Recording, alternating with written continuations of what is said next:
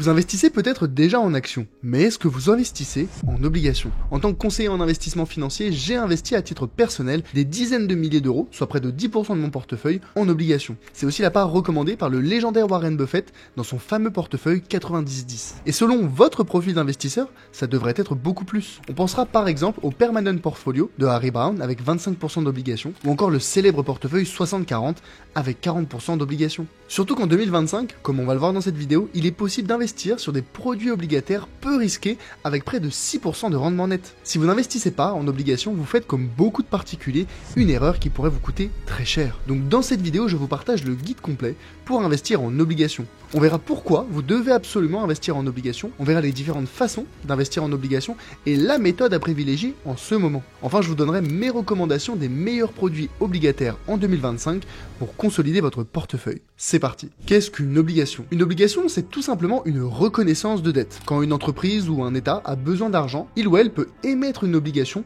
et la vendre à des particuliers ou des professionnels qui veulent investir leur argent pendant une période donnée, qui peut varier de 1 mois à plus de 20 ans. Et quand vous détenez une obligation, vous percevez des intérêts, appelés des coupons, correspondant au taux d'intérêt de l'obligation. Puis vous récupérez le capital prêté à la fin de la période donnée. Les intérêts peuvent être versés progressivement, et dans ce cas on parle d'obligations à amortissement constant. Par exemple, vous achetez une obligation à 100 € avec un taux d'intérêt annuel de 5% et une maturité ou une échéance de 5 ans. Votre investissement peut s'illustrer ainsi. Il existe différents types d'obligations. Des obligations d'État, comme les OAT pour l'État français, ou les bons du Trésor pour les États-Unis. Il y a des obligations d'entreprise, comme celles d'Apple ou de Renault. Et enfin, il existe des obligations indexées sur l'inflation, qui vont suivre l'évolution de l'inflation pour vous permettre de vous protéger contre la hausse des prix. Ce qu'il faut comprendre avec les obligations, c'est qu'il y a deux facteurs qui influencent leur taux d'intérêt. Le premier, c'est le taux directeur des banques centrales. Le taux directeur, c'est le taux d'intérêt fixé par les banques centrales pour les prêts qu'elles accordent aux banques commerciales, et qui donc influence le taux d'intérêt auquel les banques commerciales vont prêter à leur tour à leurs clients. Si les taux directeurs augmentent, les nouvelles obligations émises auront un taux d'intérêt plus élevé, et donc le prix des anciennes obligations, moins rentable, va baisser. A l'inverse, si les taux directeurs diminuent, les nouvelles obligations émises auront un taux d'intérêt plus faible, et le prix des anciennes obligations, plus rentable, lui, va augmenter. On voit donc qu'il y a une corrélation négative entre les taux directeurs des banques centrales et le prix des obligations. Si les taux directeurs augmentent, le prix des obligations déjà émises va baisser, et si les taux directeurs baissent, le prix des anciennes obligations déjà émises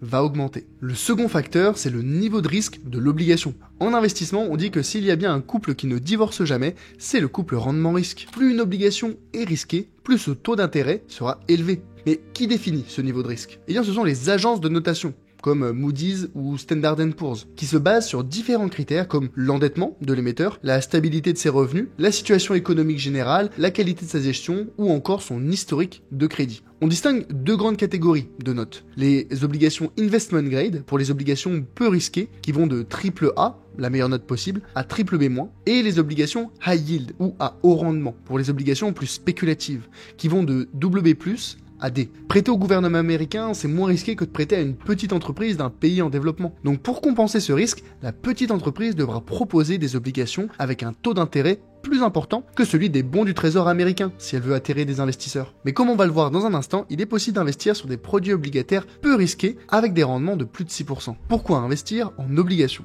Il existe 3 bonnes raisons d'investir en obligations. La première, c'est évidemment de réduire la volatilité de votre portefeuille en cas de crise des marchés actions. Pourquoi ? Eh bien, parce que les obligations sont négativement corrélées aux actions. Ça veut dire que si les actions chutent, les obligations, moins risquées, ont tendance à prendre en valeur. Et ce n'est pas parce que vous êtes insensible à la volatilité qu'investir en obligations est inutile. C'est aussi fondamental pour se protéger d'une crise. Par exemple, lors de la crise Covid en 2020, le S&P 500 a chuté de près de 30%. Mais au même moment, les bons du trésor américain, à 30 ans, eux, ont progressé de près de 25%. Donc si vous aviez un portefeuille composé à 50% de S&P 500 et 50% de bons du trésor américain, durant la crise Covid, votre portefeuille serait resté presque stable. Autre exemple avec l'éclatement de la bulle Internet en 2000. Si vous aviez investi dans un portefeuille 100% actions, par exemple un ETF World, juste avant l'éclatement de la bulle Internet, vous auriez mis près de 20 ans à rattraper un portefeuille qui détenait 70% d'actions d'actions et 30% d'obligations. Alors oui, sur le très long terme, le portefeuille 100% actions finira par dépasser le portefeuille avec des obligations. Mais dans le cas où vous n'avez pas un horizon d'investissement de plus de 20 ans, investir en obligations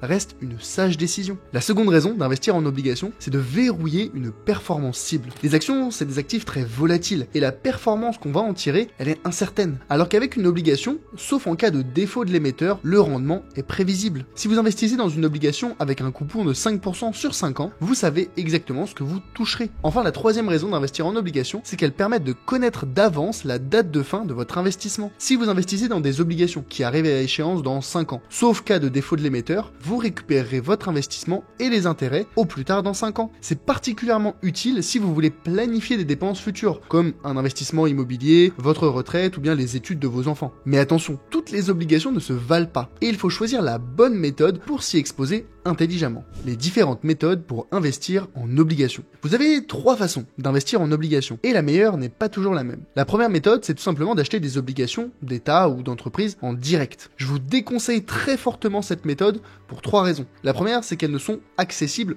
qu'à travers un compte titre ordinaire, qui est une enveloppe fiscale peu avantageuse par rapport au PEA ou à l'assurance vie, qui présente des avantages fiscaux. La seconde raison, c'est que le minimum d'investissement peut être souvent très élevé. Il est généralement au minimum de 1000 €, voire de 10 000 € selon les obligations. Enfin, les obligations achetées en direct sont peu liquides et difficiles à revendre. Donc c'est pour ça qu'on va privilégier les 2 autres méthodes pour investir en obligations. La seconde méthode, c'est d'investir via des ETF obligataires. Similaires aux ETF actions, les ETF obligataires sont des paniers d'obligations dont la composition est constamment renouvelée. Par exemple, il existe des ETF obligataires qui suivent le cours des bons du trésor américains à 10 ans. Si le cours des bons du trésor diminue, le cours de l'ETF va évoluer de la même manière. Autre exemple avec des ETF obligataires composés de paniers d'obligations high yield, avec un rendement élevé. Les ETF obligataires ont l'avantage d'être intrinsèquement diversifiés. En une seule transaction, vous vous exposez à des dizaines, voire des centaines d'obligations différentes. Et ces ETF obligataires sont accessibles sur assurance vie et compte titre ordinaire, et on peut en acheter à partir de quelques euros. Il n'existe aujourd'hui pas d'ETF obligataire intéressant sur PEA. Mais attention, les ETF obligataires sont très sensibles aux variations des taux d'intérêt. Si les taux montent, les nouvelles obligations émises vont proposer des rendements plus importants. Et donc le prix de l'ETF, qui est composé d'anciennes obligations, lui, va baisser. Certes, la composition de l'ETF, elle est renouvelée, mais c'est fait de façon très progressive. C'est pourquoi les obligations et les ETF obligataires à maturité longue, de 10 ans, 20 ans ou 30 ans, sont plus sensibles aux variations des taux d'intérêt que les obligations à courte durée. Donc finalement, les ETF obligataires sont plus intéressants que les obligations en direct, parce qu'elles sont plus diversifiées, mais elles sont imparfaites et elles peuvent subir les variations des taux d'intérêt. Enfin, la dernière méthode pour investir en obligations, ce sont les fonds datés à échéance. Les gestionnaires de ces fonds vont sélectionner et acheter des obligations d'État et d'entreprise qui ont toutes la même date de maturité. Une fois arrivé à maturité, le fonds est dissous et les investisseurs récupèrent leur capital avec les intérêts. Comme les ETF obligataires, les fonds datés permettent d'investir de façon diversifiée en obligations et ils sont éligibles aux bonnes assurances vie, ce qui permet d'optimiser la fiscalité. Par contre, contrairement aux ETF obligataires, les fonds datés présentent 2 avantages significatifs. Le premier, c'est de verrouiller une performance cible. Vu que la composition des fonds datés est figée au moment de leur création, le rendement du fonds est donc connu à l'avance. Par exemple, ce fonds, daté de Tikehau, présente une performance cible de 6% par an jusqu'en 2029. Et sauf cas de défaut d'une grande partie de ces obligations, la performance du fonds sera proche des 6%. L'autre avantage des fonds datés par rapport aux ETF obligataires, c'est que leur volatilité diminue avec le temps. Vu que les ETF obligataires renouvellent constamment leurs obligations, leur horizon à maturité reste constant et leur risque de défaut et donc leur volatilité reste le même. À l'inverse, à mesure que l'échéance d'un fonds daté se rapproche, le risque de défaut diminue et donc sa volatilité diminue également. On se doute bien qu'une obligation qui arrive à maturité demain a moins de chances de faire défaut qu'une obligation qui arrive à maturité dans 10 ans. Voici une synthèse des méthodes pour investir en obligations avec les avantages et inconvénients de chacune. Et comme vous pouvez le voir, les ETF obligataires et les fonds datés à échéance sont les 2 méthodes à privilégier pour investir en obligations. Mais quelle méthode choisir selon la situation actuelle? La méthode à privilégier en 2025? Eh bien la réponse dépend des taux d'intérêt en vigueur et de leur évolution future. Si les taux d'intérêt sont élevés, et qu'on attend une baisse de ces derniers, il faut privilégier l'investissement en fonds datés parce qu'ils permettent de verrouiller des obligations avec un taux d'intérêt élevé. A l'inverse, si les taux d'intérêt sont actuellement bas et qu'on attend une hausse de ces derniers, les obligations actuelles seront moins rentables et leur prix va baisser. Dans ce cas, il faut privilégier les ETF obligataires à courte durée, dont la composition sera rapidement renouvelée et qui vont alors bénéficier des nouvelles obligations émises plus rémunératrices. En ce début d'année 2025, bien que les taux directeurs aient commencé à baisser, ils sont encore très élevés par rapport à la moyenne de ces 10 dernières années. Les fonds datés à échéance sont donc encore, en 2025, la méthode à privilégier pour investir en obligations. Mais lesquels choisir? Les meilleurs produits obligataires en 2025. Pour sélectionner des fonds datés à échéance, on va se concentrer sur 3 critères. La disponibilité dans une bonne assurance vie, le rendement à maturité, net de frais, et la notation moyenne du fonds. Pour les bonnes assurances vie, j'en ai sélectionné 3 qui sont parmi les meilleurs du marché et qui proposent de très bons fonds datés à échéance. Spirit 2 de Linksea, Avenir 2 de Linksea également, et Lucia Cardiff d'assurances-vie.com. Ces 3 assurances-vie sont sans frais d'entrée, sans frais sur versement et avec des frais de gestion sur unité de compte de 0,6% par an, voire moins. Vous trouverez un lien d'affiliation vers ces contrats en description. Dans tous les cas, ceci n'est pas un conseil en investissement. Il est important de définir votre stratégie d'investissement avant d'investir dans quoi que ce soit. Le premier fonds que j'ai choisi, c'est le Shelcher Global Yield 2028. Au 31 décembre 2024, il présentait un rendement à maturité de 6,6% pour 126 positions, majoritairement des entreprises des marchés émergents et une notation moyenne de B+.